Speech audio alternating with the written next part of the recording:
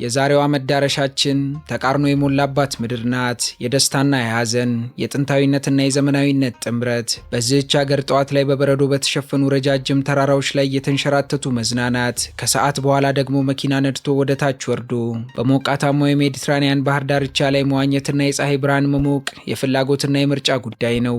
ይህች አስደናቂ ሀገር በዓለም ታሪክ ውስጥ የሰው ልጅ ዛሬም ድረስ የሚጠቀምበትን ፊደል ወይንም አልፋቤት ለመጀመሪያ ጊዜ የፈጠረች እንዲሁም በባህር ላይ ታላቅ የንግድ ስርዓትን የዘረጉ ጥንታዊ ህዝቦች የተነሱባትን መሬት ናት። የዛሬን ያደርገውና እንደ አውሮፓውያን አቆጣጠር በ1960ዎቹና 70ዎቹ ይህች ሀገር በከፍተኛ የቅንጦት ህይወቷ፣ በፋሽን፣ በባንክ ስርዓቷና በማራኪ ውበቷ የመካከለኛው ምስራቅ ፓሪስ በሚል የክብር ስምም ትጠራ ነበር። ሌላው አስገራሚ እውነታ ደግሞ የሀገሪቱ ህዝቦች በንግድና በስራ ዓለምን ያዳረሱ በመሆናቸው በሀገሪቱ ውስጥ ከሚኖረው ጠቅላላ የህዝብ ቁጥር ይልቅ ከሀገር ውጭ ዲያስፖራ ሆኖ የሚኖረው የዚች ሀገር ዜጋ ቁጥር በእጥፍ መብለጡ ነው። እንዲሁም የሀገሪቱ ብሔራዊ አርማ ደግሞ ገና ከመጽሐፍ ቅዱስ ዘመን ጀምሮ ታላላቅ ቤተ መንግስቶች የተገነቡበት ጠንካራው ግዙፉና ዝነኛው የዝግባ ዛፍ ሆኖ ይውለበለብባታል። ምንም እንኳን ከቅርብ ዓመታት ወዲህ በአሰቃቂ ጦርነት፣ በከባድ የኢኮኖሚ ውድቀትና በፖለቲካ ቀውስ ብትፈተንም ህዝቦቿ ግን ዛሬም በጦርነት ጥላሸት ውስጥ እያለፉም በየቀኑ እያንሰራሩ ህይወትን በደስታ የመኖር ልዩና የማይበገር ጥበብን ያንጸባርቃሉ። ክብራትና ክብራን፣ ይህች የተራራና የባህር ንግስት የፊደል ፈጣሪና የማይበገረው ህዝብ መኖሪያ የሆነች ሀገር ማናት ስላችሁ ሊባኖስ ካላችሁኝ በትክክል ገምታችኋል። ዛሬ እኛና እርሶ በሜዲትራኒያን ባህር ዳርቻ ላይ ወደምትገኘው ማራኪ ተራሮች፣ ማለቂያ የሌለው ጥልቅ ታሪክ፣ የሚያስጎመጅ የምግብ ባህልና ሞቅ ያለ የህዝብ ፈገግታ ወዳላት ወደ ሊባኖስ የማይረሳ ጉዞ እናደርጋለን። በጉዟችንም ከኑሮዋ ባሻገር በዚህች ሀገር ላይ ደማቅ አሻራ ያሳረፉትን የኢትዮጵያውያን እህቶቻችንን ታሪክ አብረን እንቃኛለን። እርሶም የሜዲትራኒያንን ነፋስ አብረውን እየተቀበሉ ቻናላችንን ሰብስክራይብ በማድረግ ብቻ ለደቂቃዎች አብረውን ይጓዙ።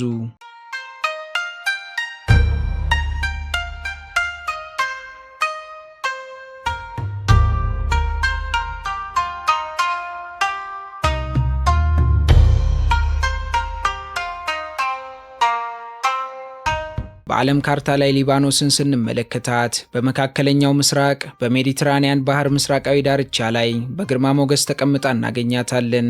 አገሪቱን በሰሜንና በምስራቅ ከሶሪያ በደቡብ ደግሞ ከእስራኤል ጋር ትዋሰናለች። ምንም እንኳን የቆዳ ስፋቷ 10452 ካሬ ኪሎ ሜትር ብቻ ሆኖ ከዓለማችን ትንንሽ ሀገራት ተርታ ብትመደብም በመልክዓ ምድሯ ግን እጅግ አስገራሚ የተፈጥሮ ስጦታዎችን በጉያዋ አቅፋ የያዘች ናት። ይህችን ሀገር ተፈጥሮ ከምዕራብ አቅጣጫ በሰማያዊው የሜዲትራኒያን ባህር ሲያዋስናት፣ ዜጎቿ ደግሞ ከተፈጥሮ አክለው ውብ የሆኑ የባህር ዳርቻ ከተሞችን ገንብተውላታል። ከባህሩ ጠረፍ በጥቂት ኪሎ ሜትሮች ርቀት ላይ ደግሞ ወደ ሰማይ አሻቅበው የሚወጡት በክረምት በነጭ በረዶ የሚሸፈኑት ዝነኞቹ የሊባኖስ ተራሮች ይገኛሉ።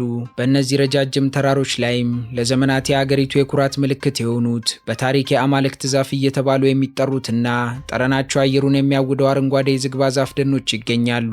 ከተራራው ጀርባ ደግሞ የሀገሪቱ የግብርና እና የምግብ ጎተራ የሆነው እጅግ ለምለሙና ማራኪው የቤካ ሸለቆ ተንጣሎ ይገኛል። ከተፈጥሮዋ ባሻገር የዚህችን ሀገር ህዝብ ልዩ የሚያደርገው ጠንካራው ስነ ልቦናው ነው። የሊባኖስ ህዝብ በዓለም ላይ ወደር በማይገኝለት ጥልቅ የእንግዳ ተቀባይነት ባህሉ፣ በዘመናዊ የፋሽን አለባበሱና ለህይወት ባለው ማለቂያ የሌለው ፍቅር እጅግ የታወቀ ነው። በጦርነትም ሆነ በአሰቃቂ የኢኮኖሚ ቀውስ ውስጥ ቢያልፉም ሊባኖሳውያን ግን መቼም ፈገግታቸውን አያጡም። ምሽት ላይ ከቤተሰብና ከጓደኛ ጋር ተሰብስበው መዘመርና መደነስ የህይወታቸው ዋነኛ አካል ነው። ሌላው ሊባኖስን ከየትኛውም የመካከለኛው ምስራቅ ሀገር ልዩ የሚያደርጋት እጅግ አስገራሚው የሃይማኖትና የባህል ስብጥሯ ነው። በዚህች ትንሽ ሀገር ውስጥ ከ18 በላይ ህጋዊ እውቅና ያላቸው እንደ ሱኒና ሺያ እስልምና፣ ማሮናይት ክርስቲያን፣ ድሩዝና መሰል የሃይማኖት ተቋማትና እምነቶች በአንድነት በጋራ ይኖራሉ።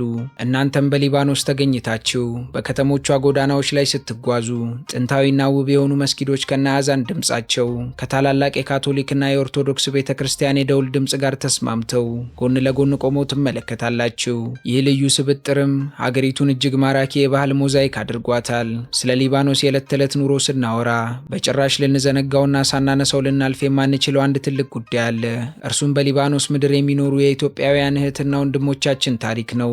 የኢትዮጵያና የሊባኖስ ግንኙነት ረዥም ታሪክ ያለው ሲሆን በአሁኑ ሰዓትም በ10 ሺህ የሚቆጠሩ ኢትዮጵያውያን በቤይሩትና በተለያዩ የሊባኖስ ከተሞች ውስጥ ይኖራሉ። እነዚህ ጀግናና ታታሪ እህቶቻችን ቤተሰቦቻቸውን ለመደገፍና የተሻለ ህይወት ለመፍጠር ሲሉ ውድ ሀገራቸውን ትተው በሊባኖስ የቤት ውስጥ የሥራ ዘርፍ ከፍተኛውን ድርሻ ይዘው ይገኛሉ። እውነቱን ለመናገር የበርካታ የሊባኖስ ቤተሰቦች የዕለት ተዕለት ህይወት የጀርባ አጥንትና ሞተር የሆኑትም እኚሁ ጠንካራ ኢትዮጵያውያን እህቶቻችን ናቸው። ምንም እንኳን ካፋላ በሚባለውና የሰራተኛውን መብት አጥብቆ በሚጫነው ጥብቅ ስርዓት እንዲሁም አገሪቱ ባለችበት አስከፊ የኢኮኖሚ ውድቀት ምክንያት እህቶቻችን እጅግ ከባድና አሳዛኝ ፈተናዎችን ቢያልፉም ያላቸው ጽናት ግን አይምሮን የሚያስደንቅ ነው። የኢትዮጵያውያን ማህበረሰብን በሊባኖስ ውስጥ የራሱን ባህል፣ እምነትና ወግ ይዞ ነው የቆየው። በቤይሩት ጎዳናዎች ላይም የኢትዮጵያ ባህላዊ ቡና፣ ጣፋጭ የእንጀራ ሽታና የኢትዮጵያ ኦርቶዶክስ ተዋሕዶ አብያተ ክርስቲያናትን ማግኘት የተለመደ ነው። ይህ በፈተና ውስጥ ያለፈ ጠንካራ የህዝብ ለህዝብ ትስስርም ሊባኖሳውያን የኢትዮጵያውያንን ታማኝነት፣ ታታሪነትና መንፈሳዊ ጥንካሬ አጥብቀው እንዲያከብሩ አድርጓቸዋል። ሊባኖስ ታላቅ ሀገር ናት። በዘመናት ሂደትም የሊባኖስ ታሪክ የጀግንነት፣ የስልጣኔ፣ የውበት እንዲሁም ደግሞ የተደጋጋሚ ጦርነትና የሀዘን ትረካ ሆኖ በተዘባረቀ ስሜት እየተጻፈ ይገኛል። እኛም እህቶቻችን እንጀራ ፍለጋ የሚማስኑባትን ለአሁኑና ለቀደመው ዓለም ደግሞ ፊደል ቀርጻ ያስረከበችውን ሀገር ከስር ከመሰረቷ እናውቃት ዘንድ ግድ ይለናልና ይህች ሀገር በዘመናት ያለፈችበትን የታሪክ ውደት በሚገባ ለመረዳት ዘመናትን አብረን ወደ ኋላ እንሻገር።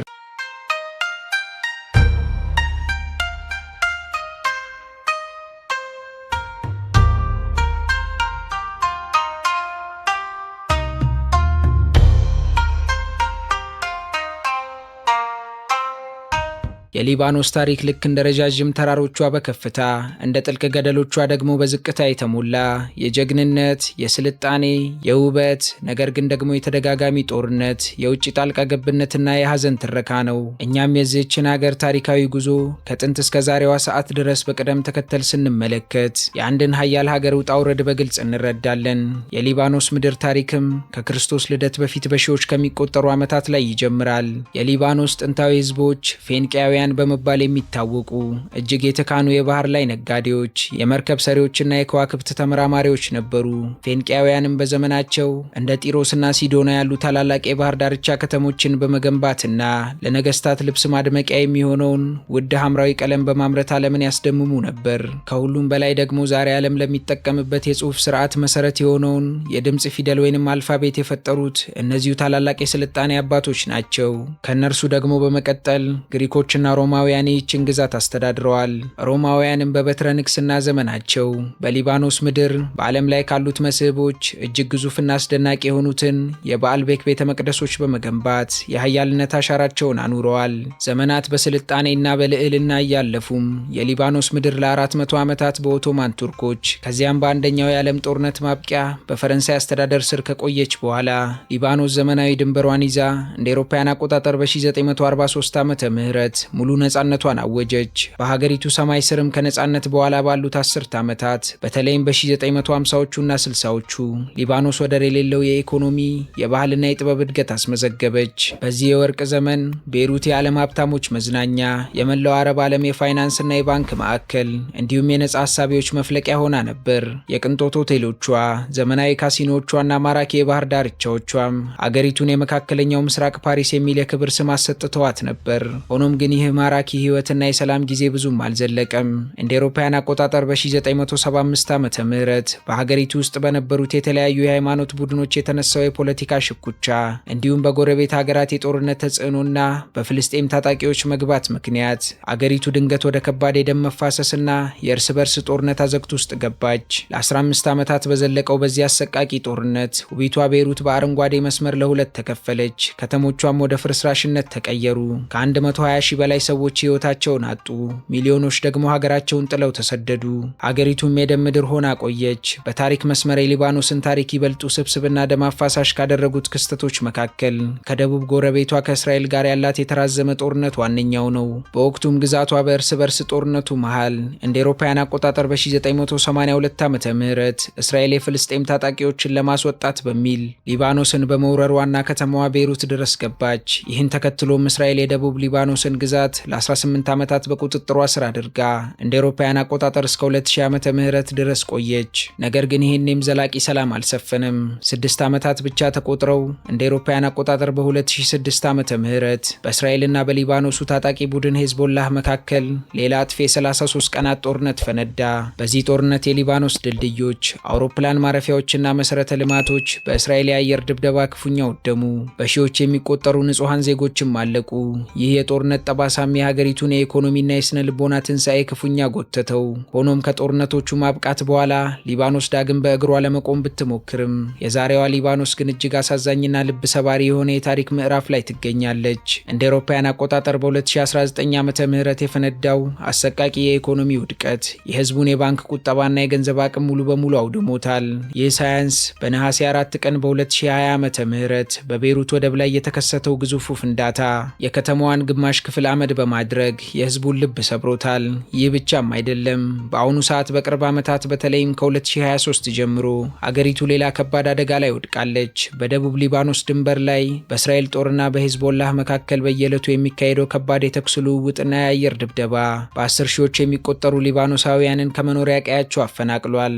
የሀገሪቱ መንግስትን በከፍተኛ የፖለቲካ ሽኩቻ ምክንያት ለረዥም ጊዜ ያለ ፕሬዝዳንት በክፍተት ውስጥ ወድቆ ቆይቷል። በተጨማሪም የመብራት እጥረት፣ የዋጋ ግሽበት፣ የጦርነት ስጋትና የውጭ ኃይሎች ጣልቃ ገብነት የዜጎቿንና በስደት ላይ ያሉ እህቶቻችንን የዕለት ተዕለት ህይወት ሲኦል አድርገውታል።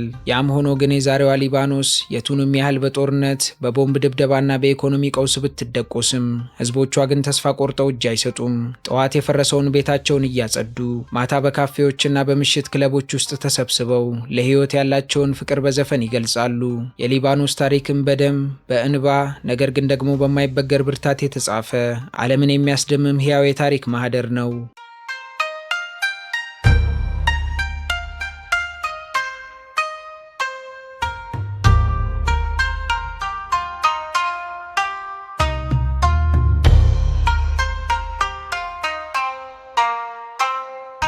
የሊባኖስን እውነተኛ መንፈስ፣ የማይሰበር ስነ ልቦናና የልብ ትርታ በጉልህ ለመረዳት ዋና ከተማዋን ቤይሩትን መመልከት በቂ ነው። ቤይሩት በረዥም ታሪኳ ለ7 ጊዜ ያህል ሙሉ በሙሉ ፈርሳ ዳግም እንደ አዲስ ከፍርስራሽ ስር የተነሳች ልክ እንደ ፊኒክስ አሞራ የማይበገርና ሞትን የሚያሸንፍ መንፈስ ያላት አስገራሚ ከተማ ናት።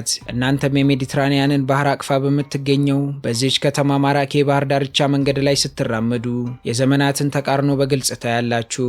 በመዲናዋ በአንድ በኩል ከ15 ዓመቷ አሰቃቂ የእርስ በርስ ጦርነት የተረፉ በጥይትና በመትረየስ የተበሳሱ ሐዘንን የሚያስታውሱ አሮጌ ህንፃዎች ይገኛሉ።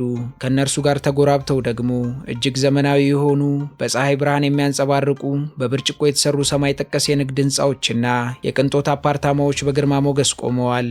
እንዲሁም በከተማዋ እምብርት ጥንታዊ የሮማውያን የመታጠቢያ ስፍራ ፍርስራሾች እጅግ ዘመናዊ ከሆኑ የአውሮፓ ስታይል ካፌዎችና የፋሽን መደብሮች ጋር ተቀላቅለዋል። ቤይሩት የቱንም ያህል በጦርነት በፖለቲካ ቀውስና እንደ አውሮፓውያን አቆጣጠር በ2020 በተከሰተው አሰቃቂ የወደብ ፍንዳታ ብትደቆስም ማታ ማታ ግን የከተማዋ የነቃ ሙዚቃ፣ የዳንስና የጥበብ ህይወት እንደ አዲስ ይነቃል።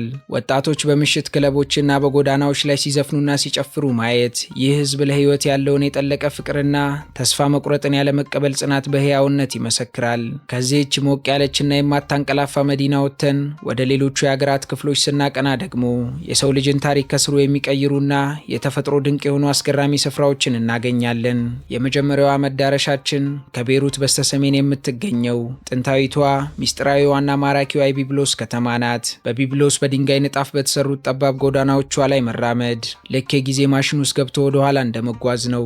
ይህች ከተማ ከ7000 ዓመታት በላይ የሰው ልጅ ሳያቋርጥ የኖረባት ከዓለማችን እጅግ አንጋፋ ከተሞች አንዷ ናት። በዚህች ከተማ የጥንት ፌንቂያውያን መርከቦቻቸውን ይሰሩበት የነበረው አሮጌው ወደብ ዛሬ ላይ የፀሐይን መጥለቅ እየተመለከቱ ጣፋጭ የባህር ምግቦችን ለመመገብ የሚያስችል አይምሮን የሚያስደስት የሮማንቲክ ስፍራ ሆነዋል። ቢብሎስን ተሰናብተን አቅጣጫችንን ቀይረን ወደ ምስራቅ ወደ ለምለሙ የቤካ ሸለቆ ስናቀና ደግሞ የዓለምን የስነ ህንፃ ጥበብ ያስደመመውንና የፀሐይ ከተማ በመባል የሚታወቀውን ታላቁን የበዓል ቤክ የሮማውያን ቤተ መቅደስ ፍርስራሾች እናገኛለን። ይህ ስፍራ ተራ ፍርስራሽ አይደለም፣ ይልቅስ የሰው ልጅ የፈጠራ ጥግ ማሳያ ነው። በሺቶኖች በሚመዝኑና ወደ ሰማይ አሻቅበው በቆሙ ግዙፍ የድንጋይ ምሰሶዎች የተገነባው ይህ የባከስና የጁፒተር ቤተ መቅደስ የሮማውያንን ኃያልነት በጉልህ ያሳያል። የጥንት ሰዎች እነዚህን ግዙፍ ድንጋዮች እንዴት አንስተው ገነቧቸው የሚለው ጥያቄ ዛሬም ድረስ የዓለምን መሐንዲሶችና ጎብኚዎች አፋቸውን የሚያስከፍት ትልቅ እንቆቅልሽ ቢሆንም የተመለከታቸው ማንኛውም ሰው ግን ከመገረም ውጭ አማራጭ የለውም። በመጨረሻም ከዚህ የሰው ልጅ ድንቅ ስራ ወጥተን ወደ ተፈጥሮ ተአምር ስንጓዝ ደግሞ ከመሬት በታች የተደበቀች የፈጣሪ ልዩ የጥበብ ጋለሪ የሆነችው የጄታ ግሮቶ ዋሻ ትቀበለናለች። ይህች በሁለት እርከን የተከፈለች ማራኪ ዋሻ በውስጧ በሚያማምሩ ከጣሪያው ወደ ታች በተንጠለጠሉና ከመሬት ወደ ላይ በበቀሉ ልዩ ልዩ የውሃ ላይ ድንጋዮች ያሸበረቀች ናት። እኛም በዋሻው ተገኝተን የላይኛውን የዋሻ ክፍል በእግርና በኬብል ካር ከተዘዋወርን በኋላ ወደ ታችኛው ክፍል ወርደን በድብቁ የመሬት ውስጥ ወንዝ ላይ በትንንሽ ጀልባዎች ተሳፍረን በልዩ መብራቶች ደምቆ በጸጥታ በሚጓዘው ውሃ ላይ መንሸራተት የግላችን ነው። ቤሩትም ሆነች እነዚህ የዘመናት አሻራ ያረፈባቸው መዳረሻዎች ሊባኖስን በዓለም ላይ ወደር የማይገኝላት አስገራሚ የቱሪዝምና የታሪክ ማህደር ያደርጓታል።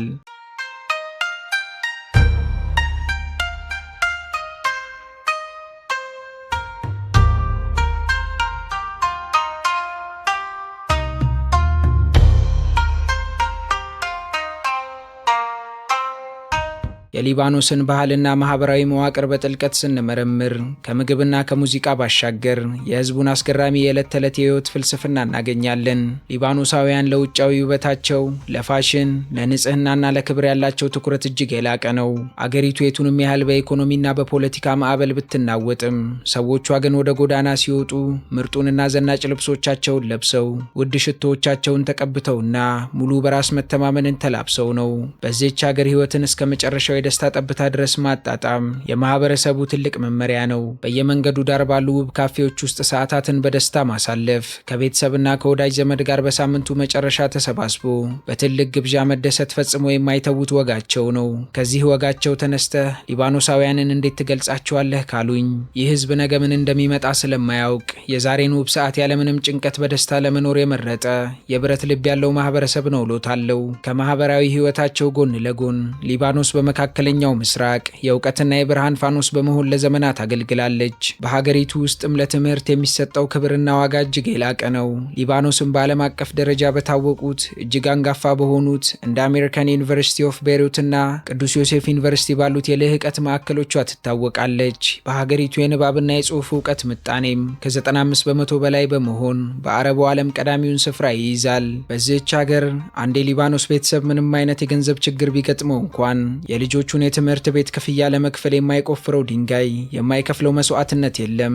በዚህም ምክንያት አብዛኛው የሊባኖስ ወጣት ቢያንስ 3 ቋንቋዎችን በዋናነትም አረብኛን፣ ፈረንሳይኛንና እንግሊዝኛን አቀናጅቶና አቀላጥፎ መናገር የሚችል እጅግ የሰለጠነና የተማረ የሰው ኃይል ስብስብ ነው። ወደ ጤናና ማህበራዊ ዋስትና ስርዓቷ ስንመጣ ደግሞ ታሪኩ ሌላ ተቃርኖ ይይዛል። በቀደመ ታሪኳ ሊባኖስ የመካከለኛው ምስራቅ ሆስፒታል እየተባለች ትጠራ ነበር። ምክንያቱም በወቅቱ በሀገሪቱ የነበሩት የግል ሆስፒታሎችና የሕክምና ባለሙያዎች ጥራት ከመላው ዓለም ታካሚዎችን ይስብ ነበር። ሆኖም አሁን ባለው አስከፊ የኢኮኖሚ ቀውስ ምክንያት የመንግስት ማህበራዊ ጥቅማጥቅሞችና የጤና ዋስትናዎች እጅግ ተዳክመዋል። ነገር ግን ይህንን ክፍተት የሚሞላው አስደናቂው የሊባኖሳውያን የቤተሰብና የወገን ደራሽ የደህንነት መረብ ነው። ማህበረሰቡን በመንግስት እርዳታ ላይ ከመደገፍ ይልቅ እርስ በእርስ በመረዳዳት በውጭ ሀገር የሚኖሩ ዲያስፖራዎች ለቤተሰቦቻቸው የሚልኩትን የገንዘብ ድጋፍ ወይንም ሪሜተንስ በመጠቀምና በሃይማኖት ተቋማት በሚደረጉ ማህበራዊ ጥቅሞች አማካኝነት እርስ በእርስ ተደጋግፎ ከመከራው ባህር ውስጥ ሳይሰምጥ እየተሻገረ ይገኛል። ከሁሉም በላይ ግን ይህን ሁሉ ማህበራዊ ውበትና የህዝቡን የልብ ትርታ በአንድ ላይ አሰናስሎ እንደ አንድ ልብ የሚያስተሳስረው ትልቁ ኃይል ሙዚቃ ነው። የሊባኖስን አየር ዘወትር ጠዋት በሰላም የሚያጣፍጠውና በተለያዩ የፖለቲካና የሃይማኖታዊ መስመሮች የተከፋፈለውን ህዝብ በአንድ አጥር ስር የሚያስቀምጠውን ድንቅ ሙዚቃ የሰጠችው ደግሞ የመላው አረብ ዓለም ኩራት የሆነችው ታላቋ ድምፃዊት ፌሩዝ ናት። በሊባኖስ ውስጥ ጠዋት ላይ እያንዳንዱ ካፌ፣ እያንዳንዱ ታክሲና እያንዳንዱ መኖሪያ ቤት የእርሷን ዘፈን ከማጫወት አይቦዝንም። እኛም ለእኛ ሀገር አስቱካ ካልን በሊባኖስ ሰማይ ስር ደግሞ ፌሩዝ ማለታችን ግድ ነው።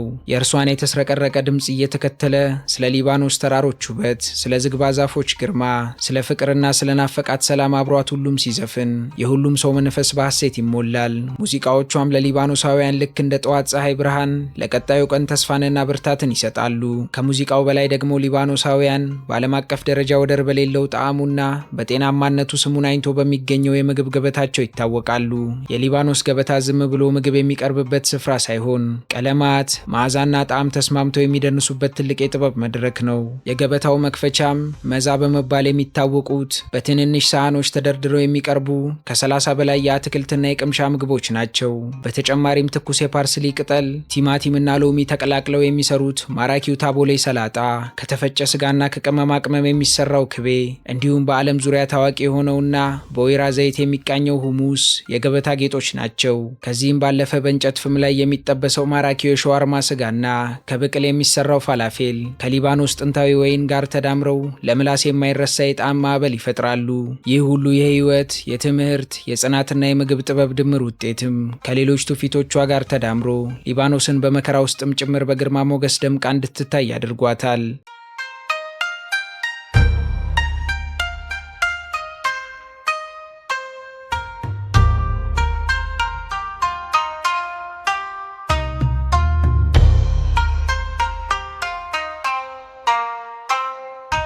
የመካከለኛው ምስራቅ ሀገራት ሙሉ በሙሉ በሚባል ደረጃ በነዳጅ ዘይትና በአሸዋማ በረሃ ሲታወቁ፣ ሊባኖስ ግን የተለየች ናት። ይህች ሀገር የነዳጅ ጉድጓድ ባይኖራትም በበረሃማው አረብ ዓለም ውስጥ የመካከለኛው ምስራቅ የውሃ ማማ በመባል ትታወቃለች። በሊባኖስ እንደ ሊታኒ ያሉ ማራኪ ወንዞች ከተራራው ጫፍ እየተንደረደሩ ሸለቆዎችን ያረካሉ።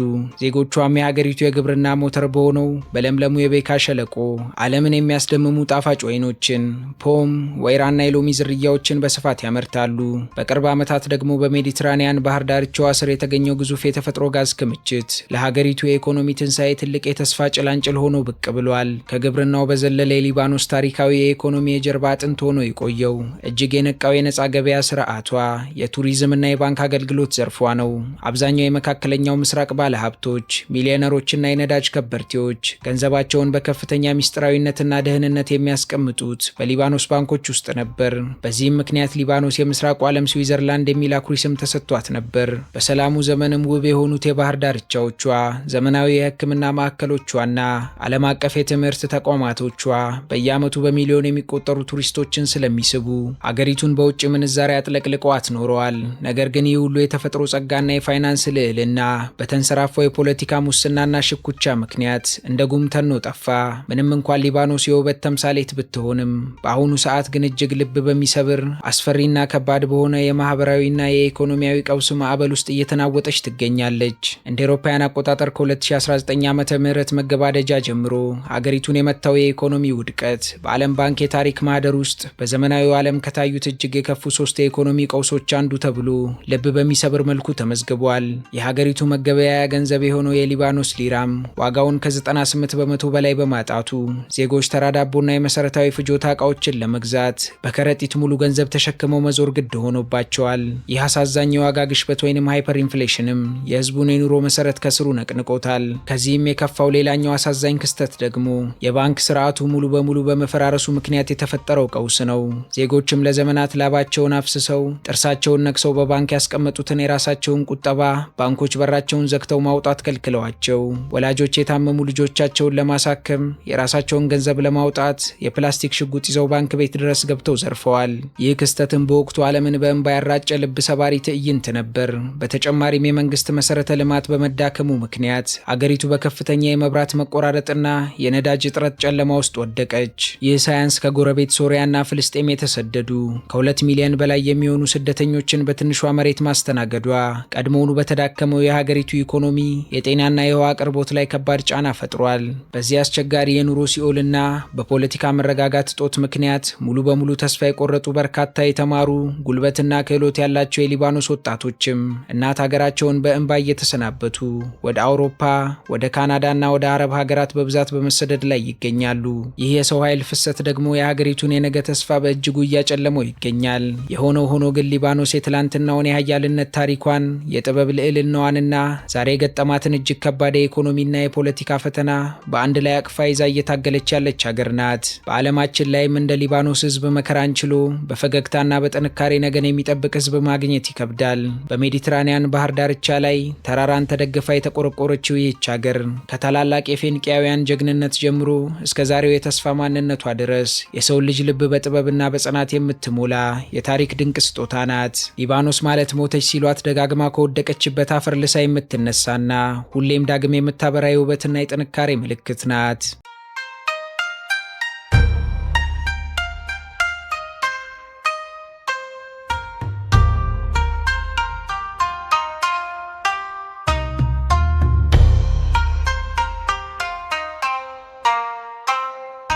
ውድ የሀገሬ ልጆች የዛሬው የሊባኖስ ቅኝታችን እዚህ ላይ ያበቃ። በቀጣይ መርሃ ግብር እስከምንገናኝ ድረስ ለቻናላችን አዲስ ከሆናችሁ ሰብስክራይብ በማድረግ ቤተሰብ ሁኑን። እንዲሁም ቪዲዮን ላይክ እና ሼር በማድረግ አበረታቱን። እስከ ቀጣይ ቸርን ሰንብት።